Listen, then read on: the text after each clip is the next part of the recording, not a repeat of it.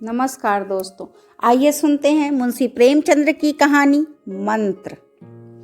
संध्या का समय था। डॉक्टर चड्ढा गोल्फ खेलने के लिए तैयार हो रहे थे। मोटर द्वार के सामने खड़ी थी कि दो कहार एक डोली लिए आते दिखाई दिए। डोली के पीछे एक बूढ़ा लाठी टेकता चला आता था। डोली औषधालय के सामने आकर रुक गई। बूढ़े ने धीरे धीरे आकर द्वार पर पड़ी हुई चिक से झांका। ऐसी साफ सुथरी जमीन पर पैर रखते हुए भय हो रहा था कि कोई घुड़क न बैठे। डॉक्टर साहब को खड़े देखकर भी उसे कुछ कहने का साहस न हुआ। डॉक्टर साहब ने चिक के अंदर से गरज कर कहा, कौन है, क्या चाहता है? डॉक्टर साहब ने हाथ जोड़कर कहा, हुजूर, बड़ा गरीब आदमी हूँ, मेरा लड़का कई दिन से। डॉक्टर साहब ने सिगार जलाकर कहा, कल सवेरे आओ, कल सवेरे, हम इस वक्त मरीजों को नहीं देख सकते। बूढ़े ने घुटने टेक कर जमीन पर सर रख दिया और बोला, दुहाई है सरकार की, लड़का मर जाएगा हुजूर, 4 दिन से आंखें नहीं। डॉक्टर चड्ढा ने कलाई पर नजर डाली। केवल 10 मिनट समय और बाकी था। गोल्फ स्टिक खूंटी से उतारते हुए बोले, कल सवेरे आओ, कल सवेरे, यह हमारे खेलने का समय है। बूढ़े ने पगड़ी उतार कर चौखट पर रख दी और रोक कर बोला, हुजूर, एक निगाह देख ले, बस एक निगाह। लड़का हाथ से चला जाएगा हुजूर, 7 लड़कों में यही एक बचा रहा है हुजूर, हम दोनों आदमी रो रो कर मर जाएंगे। सरकार, आपकी बढ़ती हुए दीन बंधु। ऐसे उज्जड़ देहाती यहाँ प्रायः रोज आया जाया करते थे। डॉक्टर साहब उनके स्वभाव से खूब परिचित थे। कोई कितना ही कुछ कहे पर वे अपनी ही रट लगाते जाएंगे, किसी की सुनेंगे नहीं। धीरे से चिक उठाई और बाहर निकलकर मोटर की तरफ चले। बूढ़ा यह कहता हुआ उनके पीछे दौड़ा, सरकार, बड़ा धर्म होगा, हुजूर, दया कीजिए, बड़ा दीन दुखी हूँ, संसार में कोई और नहीं है बाबूजी।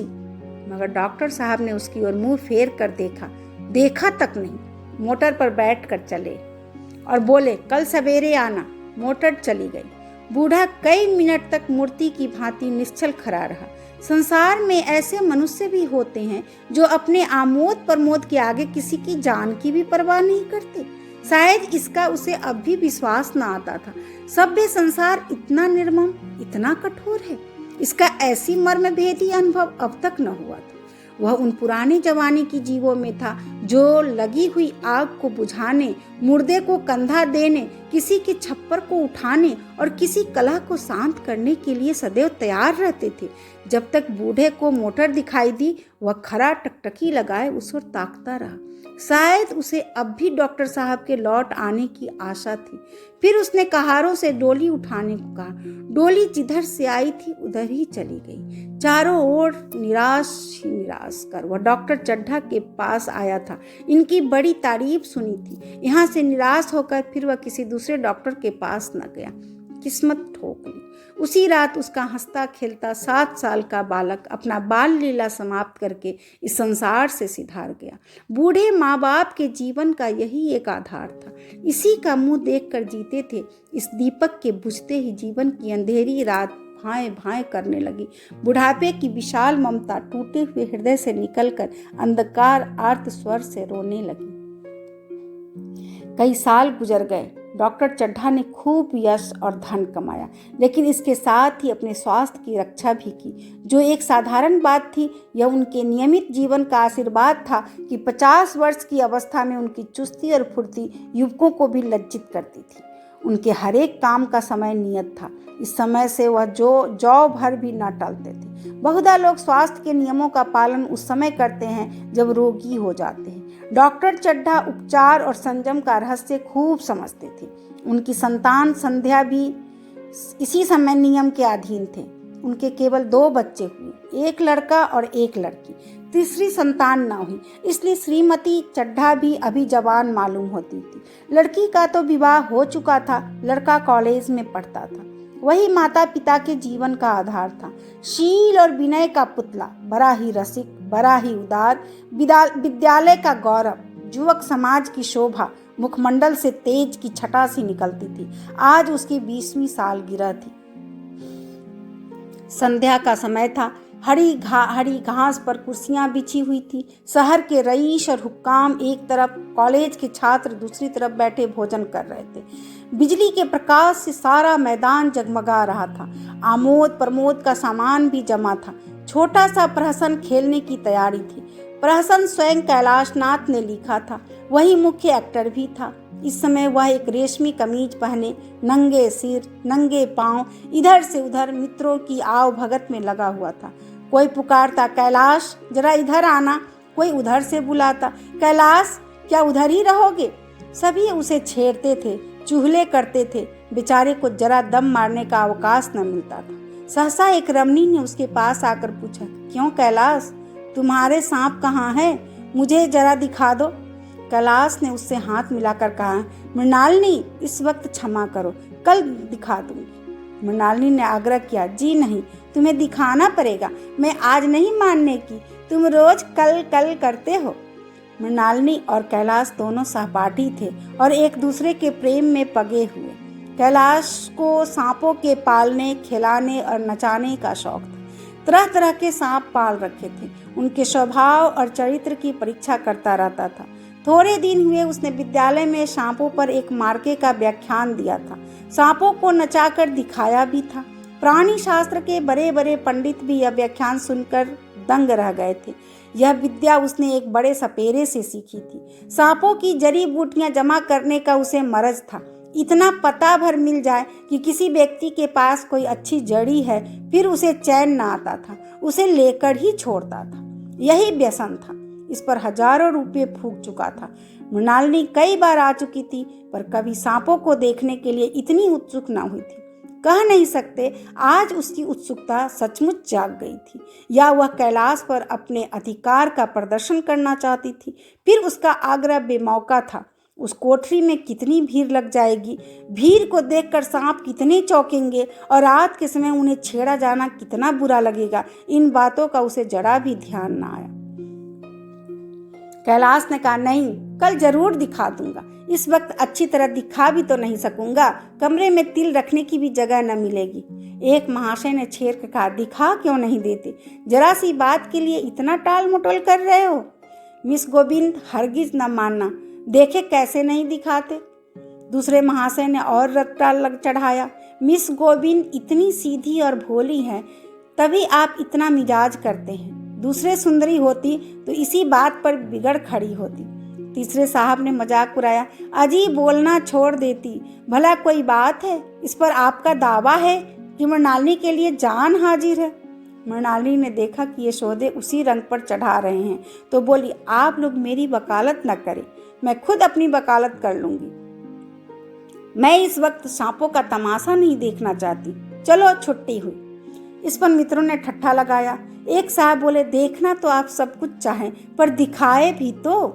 कैलाश को मृणालिनी की झेपी हुई सूरत को देखकर मालूम हुआ कि इस वक्त उनका इनकार वास्तव में उसे बुरा लगा है। जो ही प्रीतिभोज समाप्त हुआ और गाना शुरू हुआ, उसने मृणालिनी और अन्य मित्रों को सांपों के दरबे के सामने ले जाकर महुअर बजाना शुरू किया। फिर एक एक खाना खोलकर एक एक सांप को निकालने लगा। वाह, क्या कमाल था। ऐसा जान पड़ता था कि वे कीड़े उसकी एक एक बात, उसके मन का एक एक भाव समझते हैं। किसी को उठा लिया, किसी को गर्दन में डाल लिया, किसी को हाथ में लपेट लिया। मृणालिनी बार बार मना करती थी कि इन्हें गर्दन में न डालो, दूर ही से दिखा दो, बस जरा नचा दो। कैलाश की गर्दन में सांपों को लिपटते देखकर उसकी जान निकल जाती थी। पछता रही थी कि मैंने व्यर्थ ही इनसे सांप दिखाने को कहा, मगर कैलाश एक न सुनता था। प्रेमिका के सम्मुख अपने सर्प कला प्रदर्शन का ऐसा अवसर पाकर वह कब चुकता। एक मित्र ने टीका की, दांत तोड़ डाले होंगे। कैलाश हंसकर बोला, दांत तोड़ डालना मदारियों का काम है, किसी के दांत नहीं तोड़े गए, कहिए तो दिखा दूं। कहकर उसने एक काले सांप को पकड़ लिया और बोला, मेरे पास इससे बड़ा और जहरीला सांप दूसरा नहीं है। अगर किसी को काट ले तो आदमी आनन फानन में मर जाए, लहर भी ना आए। इसके काटे पर मंत्र नहीं, इसके दांत दिखा दूं। मृणालिनी ने उसका हाथ पकड़ कहा, नहीं नहीं कैलाश, ईश्वर के लिए इसे छोड़ दो, तुम्हारे पैर पड़ती हूँ। इस पर एक दूसरे मित्र बोले, मुझे तो विश्वास नहीं आता, लेकिन तुम कहते हो तो मान लूंगा। कैलाश ने सांप की गर्दन पकड़कर कहा, नहीं साहब, आप आंखों से देख कर मानिए, दांत तोड़कर वश में किया तो क्या। सांप बड़ा समझदार होता है, अगर उसे विश्वास हो जाए कि इस आदमी से मुझे कोई हानि न पहुंचेगी तो वह उसे हरगिज न काटेगा। मृणालिनी ने जब देखा कि कैलाश पर इस वक्त भूत सवार है तो उसने यह तमाशा न करने के विचार से कहा, अच्छा भाई, अब यहाँ से चलो, देखा गाना शुरू हो गया है, आज मैं भी कोई चीज सुनाऊंगी। यह कहते हुए उसने कैलाश का कंधा पकड़कर चलने का इशारा किया और कमरे से निकल गई। मगर कैलाश विरोधियों का शंका समाधान करके ही दम लेना चाहता था। उसने सांप की गर्दन पकड़कर जोर से दबाई, इतनी जोर से दबाई कि उसका मुंह लाल हो गया, देह की सारी नसें तन गई। सांप ने अब तक उसके हाथों ऐसा व्यवहार न देखा था। उसकी समझ में न आता था कि यह मुझसे क्या चाहते हैं। उसे शायद भ्रम हुआ कि मुझे मार डालना चाहते हैं। ये तो वह आत्मरक्षा के लिए तैयार हो गया।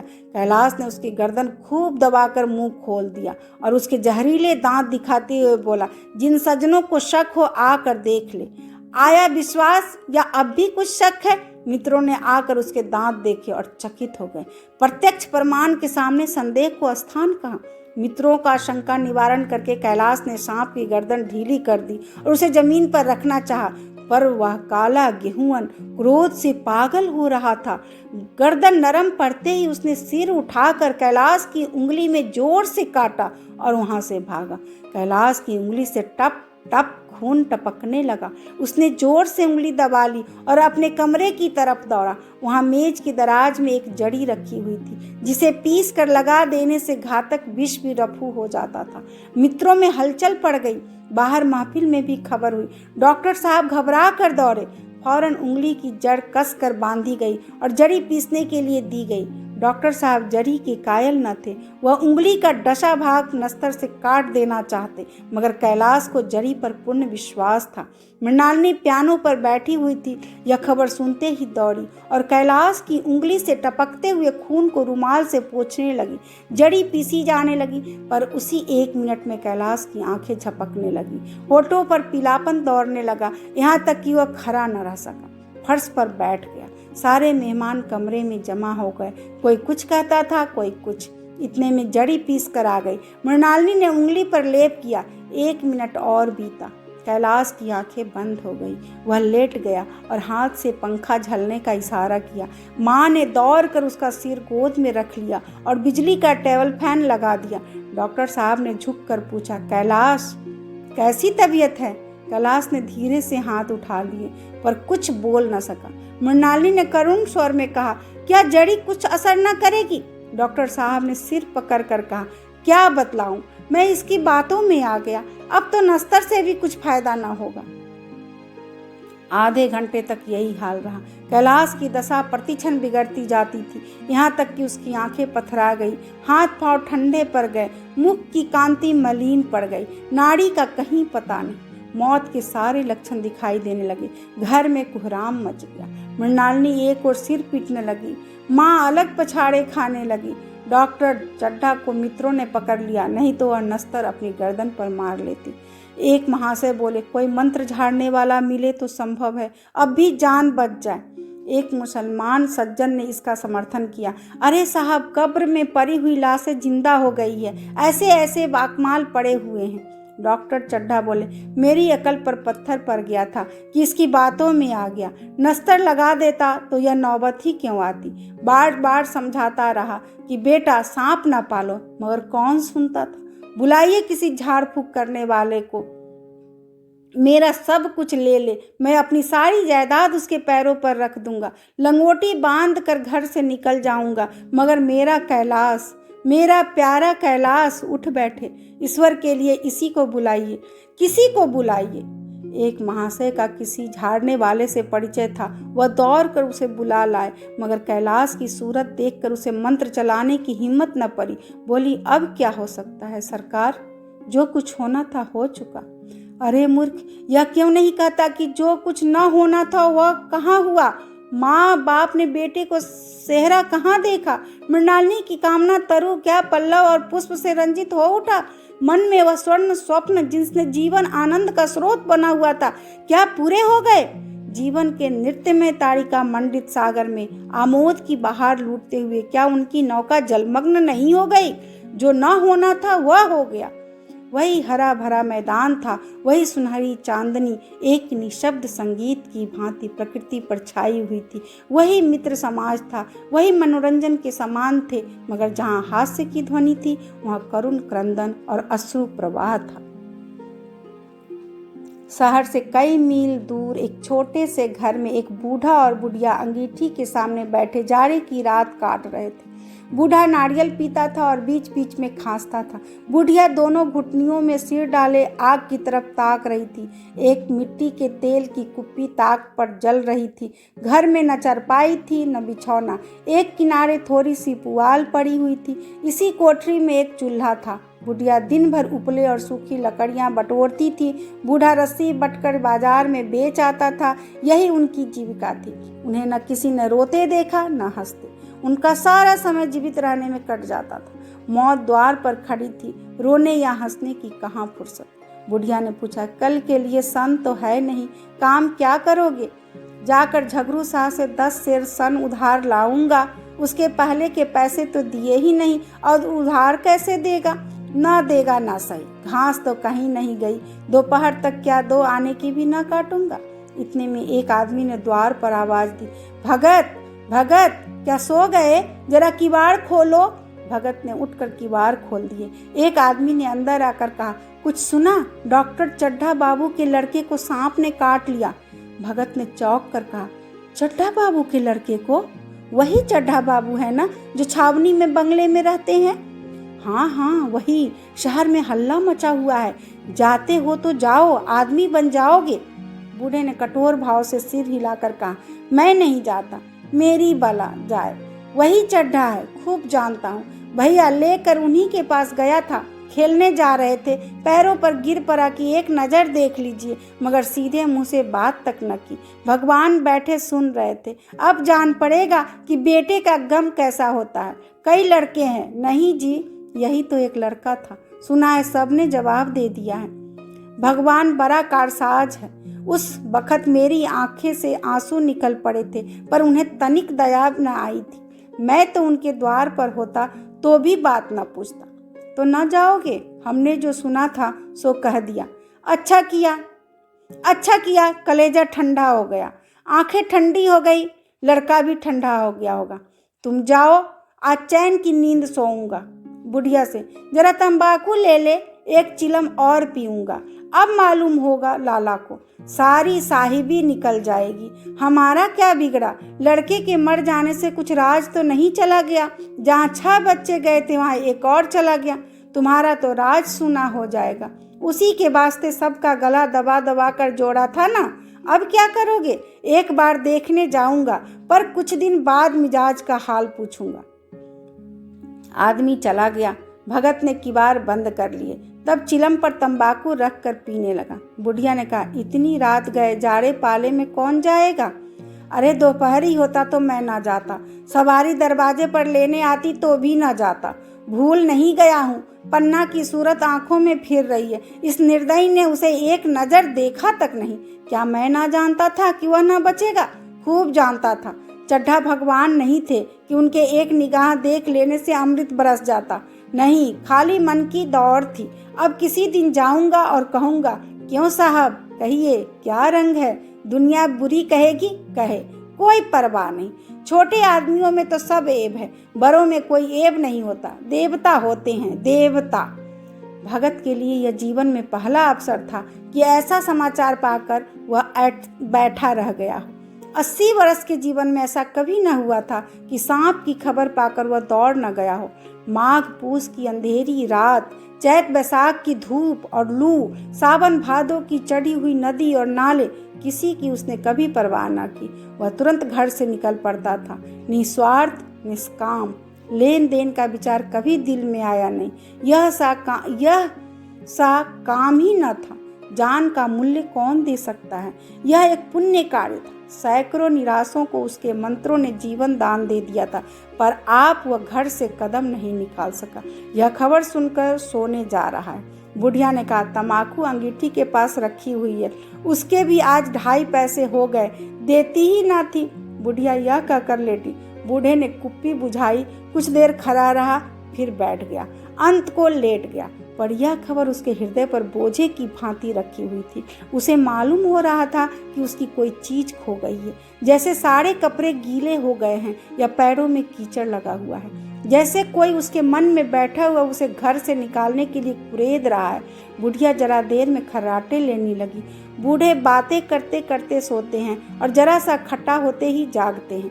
तब भगत उठा, अपनी लकड़ी उठा ली और धीरे से किवाड़ खोले। बुढ़िया ने कहा, कहाँ जाते हो?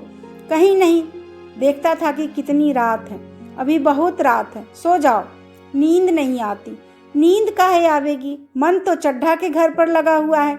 चड्ढा ने मेरे साथ कौन सी नेकी कर दी है जो वहां जाऊं, वह आकर पैरों परे तो भी न जाऊं। उठे तो तुम इसी इरादे से ही। नहीं री, ऐसा पागल नहीं हूं कि जो मुझे काटे बोए उसके लिए फूल बोता फिरूं। बुढ़िया फिर सो गई। भगत ने किवाड़ लगा दिया और फिर आकर बैठा, पर उसके मन की कुछ ऐसी दशा थी जो बाजे की आवाज कान में पड़ते ही उपदेश सुनने वालों की होती है। आंखें चाहे उपदेशक की ओर हो, पर कान बाजे ही की ओर होते हैं। दिल में भी बापे की ध्वनि गूंजती रहती है। शर्म के मारे जगह से नहीं उठता। निर्दयी प्रतिघात का भाव भगत के लिए उपदेशक था, पर हृदय पर अभागे युवक की ओर था, जो इस समय मर रहा था, जिसके लिए एक एक पल का विलंब घातक था। उसने फिर किवाड़ खोले, इतने धीरे से कि बुढ़िया को खबर भी न हुई। बाहर निकल आया। उसी वक्त गांव को चौकीदार गश्त लगा रहा था। बोला, कैसे उठे भगत? आज तो बड़ी सर्दी है, कहीं जा रहे हो क्या? भगत ने कहा, नहीं जी, जाऊंगा कहाँ, देखता था अभी कितनी रात है। भला कै बजे होंगे? चौकीदार बोला, 1 बजा होगा, और क्या। अभी थाने से आ रहा था तो डॉक्टर चड्ढा बाबू के बंगले पर बड़ी भीड़ लगी हुई थी। उनके लड़के का हाल तो तुमने सुना होगा, कीड़े ने छू लिया है। चाहे मर भी गया हो, तुम चले जाओ तो शायद बच जाए। सुना है इस 1000 तक देने को तैयार है। मगर मैं तो ना जाऊं, चाहे वह 10 लाख भी दे। मुझे 10,000 या 10 लाख लेकर करना क्या है? कल मर जाऊंगा, फिर कौन भोगने वाला बैठा हुआ है? चौकीदार चला गया। भगत ने आगे पैर बढ़ाया। जैसे नशे में आदमी की देह अपने काबू में नहीं रहती। पैर कहीं रखता है, पड़ता कहीं है, कहता कुछ है जवान से और निकलता कुछ है। वही हाल इस समय भगत का था। मन में प्रतिकार था, पर कर्म मन के अधीन न था। जिसने कभी तलवार नहीं चलाई, वह इरादा करने पर भी तलवार नहीं चला सकता। उसके हाथ कांपते हैं, उठते ही नहीं। भगत लाठी खट खट करता लपका चला जाता था। चेतना रोकती थी, पर उपचेतना ठेलती थी। सेवक स्वामी पर हावी था। आधी राह निकल जाने के बाद सहसा भगत रुक गया। हिंसा ने क्रिया पर विजय पाई। मैं यूं ही इतनी दूर चला आया। इस जाड़े पाले में मरने की मुझे क्या पड़ी थी? आराम से सोया क्यों नहीं? नींद ना आती ना सही, 2-4 भजन ही गाता। व्यर्थ इतनी दूर दौड़ा आया। चड्ढा का लड़का रहे या मरे, मेरी बला से। मेरे साथ उन्होंने ऐसा कौन सा सलूक किया था कि मैं उनके लिए मरूं? दुनिया में हजारों मरते हैं, हजारों जीते हैं, मुझे किसी के मरने जीने से मतलब। मगर उपचेतन ने अब एक दूसरा रूप धारण किया, जो हिंसा से बहुत कुछ मिलता जुलता था। वह झाड़ फूक करने नहीं जा रहा है, वह देखेगा कि लोग क्या कर रहे हैं। डॉक्टर साहब का रोडना पीटना देखेगा, किस तरह सिर पीटते हैं, किस तरह पछाड़े खाते हैं। वे लोग जो विद्वान होते हैं खबर कर जाते होंगे। हिंसा भाव को यूं धीरज देता हुआ वह फिर आगे बढ़ा। इतने में 2 आदमी आते दिखाई दिए। दोनों बातें करते चले आ रहे थे। चड्ढा बाबू का घर उजड़ गया। वही तो एक लड़का था। भगत के कान में यह आवाज पड़ी। उसकी चाल और भी तेज हो गई। थकान के मारे पांव न उठते थे। शिरोभाग इतना बढ़ा जाता था मानो अब मुंह के बल गिर पड़ेगा। इस तरह वह कोई 10 मिनट चला होगा कि डॉक्टर साहब का बंगला नजर आया। बिजली की बत्तियां जल रही थी, मगर सन्नाटा छाया हुआ था। रोने पीटने की आवाज भी ना आती थी। भगत का कलेजा धक धक करने लगा। कहीं मुझे बहुत देर तो नहीं हो गई? वह दौड़ने लगा। अपनी उम्र में वह इतना तेज कभी न दौड़ा था। बस यही मालूम होता था मानो उसके पीछे मौत दौड़ी आ रही। 2 बज गए थे। मेहमान विदा हो गए थे। रोने वालों में केवल आकाश के तारे रह गए थे और सभी रो रो कर थक गए थे। बड़ी उत्सुकता के साथ लोग रह रह कर आकाश की ओर देखते थे कि किसी तरह सूही हो और लाश गंगा की गोद में दी जाए। सहसा भगत के द्वार पर पहुंचकर आवाज दी, डॉक्टर साहब, समझे कोई मरीज आया होगा। किसी और दिन उन्होंने उस आदमी को दुत्कार दिया होता, मगर आज बाहर निकल आए। देखा एक बूढ़ा आदमी खड़ा है, कमर झुकी हुई, पोपला मुंह, भौएं तक सफेद हो गई थी, लकड़ी के सहारे कांप रहा था। बड़ी नम्रता से बोले, क्या है भाई, आज तो हमारे ऊपर ऐसी मुसीबत पड़ गई है कि कुछ कहते नहीं बनता। फिर भी कभी आना इधर, 1 महीना तक तो शायद मैं किसी भी मरीज को ना देख सकूंगा। भगत ने कहा, सुन चुका हूँ बाबूजी, इसलिए आया हूँ। भैया कहाँ हैं? जरा मुझे दिखा दीजिए। भगवान बड़ा कारसाज है, मुर्दे को भी जिला सकता है। कौन जाने अब भी उसे दया आ जाए। चड्ढा ने व्यथित स्वर में से कहा, चलो देख लो, मगर 3-4 घंटे हो गए। जो कुछ होना था हो चुका। बहुतेर झांकने फूकने वाले देख देख कर चले गए। डॉक्टर साहब को आशा तो क्या होती, हाँ बूढ़े पर दया आ गई। अंदर ले गए। भगत ने लाश को 1 मिनट तक देखा, तब मुस्कुरा कर बोला, अभी कुछ नहीं बिगड़ा है बाबूजी। यह नारायण चाहेंगे तो आधे घंटे में भैया उठ बैठेंगे। आप नाहक दिल छोटा कर रहे हैं। जरा कहारों से कहिए पानी तो भरे। कहारों ने पानी भर भर कर कैलाश को नहलाना शुरू कर दिया। पाइप बंद हो गई। कहारों की संख्या अधिक न थी, इसलिए मेहमानों ने अहाते के बाहर के कुएं से पानी भर भर कर कहानों को दिया।